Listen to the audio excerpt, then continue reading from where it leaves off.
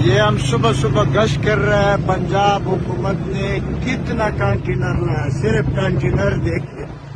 ये आज पाकिस्तान तहरीक इंसाफ इमरान खान का रैली है और इलेक्शन कैंपेन चलाएगा, उसके लिए पंजाब हुकूमत ने ये कंटेनर लाया।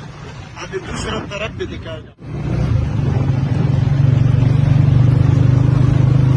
अच्छा, दोनों साइडों पे कंटेनर खड़ा है। ये हालात है, जरा देखिए।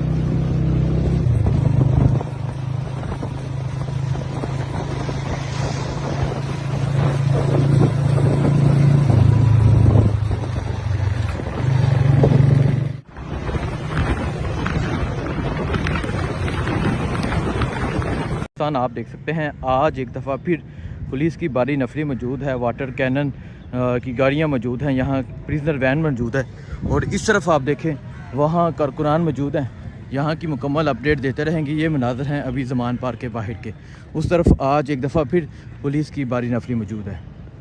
अंडरपास के ऊपर कंटेनर लगा दिया गया है दरमियान में, और पीछे अगर आपको कैमरे में नहीं नज़र आ रहा होगा, पीछे वो पानी वाला टैंक भी पहुँचा दिया गया है जिसमें जहरीला पानी होता है। और डरना बिल्कुल भी नहीं है। हमने मुकाबले में ये देखें 1 2 3 4 ट्रक ये खड़े हुए हैं। इसके साथ हम कंटेनर बांध के या हिट करके उनको साइड पे कर